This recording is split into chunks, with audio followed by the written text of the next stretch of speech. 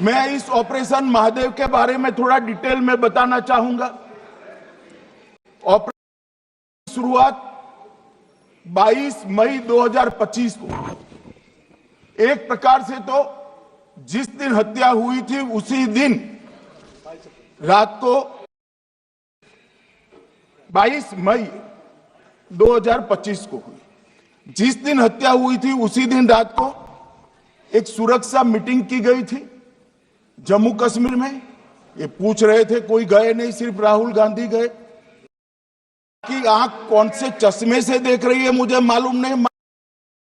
1 बजे हमला हुआ, मैं 5:30 श्रीनगर में उतर चुका था। माननीय अध्यक्ष जी, अरे सुनो सुनो, मैं बताता हूँ ना 22 में, सुनो ना प्लीज, धैर्य रखकर सुनो। हमने आपको नहीं टोका है, सुनना पड़ेगा भाई, ऐसे नहीं चलेगा। माननीय अध्यक्ष जी, नहीं, पर बैठे बैठे मत बोलिए आप भी। माननीय अध्यक्ष जी,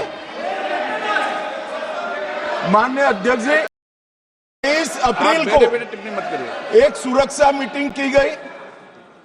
सभी सुरक्षा बल, सेना, सीआरपीएफ, जम्मू कश्मीर पुलिस, और सबसे पहले गया कि जो नृशंस हत्यारे हैं उड़कर पाकिस्तान भाग न पाए, इसकी हमने पुख्ता व्यवस्था की और भागने नहीं दी। 22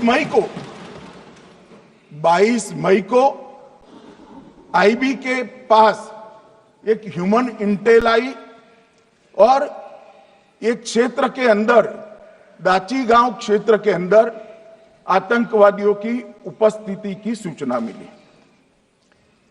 आईबी और सेना द्वारा दाचीकाम क्षेत्र में अल्ट्रा सिग्नल कैप्चर करने के लिए जो हमारी एजेंसियों ने बनाए हैं, इसके द्वारा इस सूचना को पुख्ता करने के लिए मई जुलाई तक लगातार प्रयास किए गए। ठंड में ऊंचाइयों पर हमारे सेना के अधिकारी पैदल इनके सिग्नल प्राप्त घूमते रहे, आईबी के अफसर भी घूमते रहे, सीआरपीएफ भी घूमती रही, और मान्यवर 22 जुलाई को हमें सफलता मिली। सेंसर्स के माध्यम आतंकवादी होने की पुष्टि मिल गई। तब 4 पैरा जो हमारी सेना का एक हिस्सा है, उसकी नेतृत्व में 4 पैरा के जवान, सीआरपीएफ के जवान और जम्मू कश्मीर पुलिस के जवान मान्यवर एक साथ ये आतंकवादियों को घेरने का काम किया। सेना, सीआरपीएफ, जम्मू कश्मीर पुलिस की मीटिंग भी की गई। जो 5 ह्यूमन एसेट से उनको भी वहां बेचा, और कुल मिलाकर कल जो इसमें हमारे निर्दोष नागरिकों को मारने वाले तीनों आतंकी मौत के घाट उतार दिए। मान्यवर, तीनों के नाम मैंने बताए हैं, उर्फे फैजल जट, अफगान और जिब्रान। मान्यवर, वो तो एक आशंका थी कि यही लोगों ने घटना की, मगर मैं बाद में एनआईए की जांच पर आता हूं, एनआईए ने पहले से ही इनको, जिन्होंने आसरा लिया था, वो लोगों को गिरफ्तार कर रखा था। उनको खाना, लोगों को अपने कब्जे में रखा था। तो जब आतंकवादियों के शव श्रीनगर आए, इनसे पहचान कराई गई।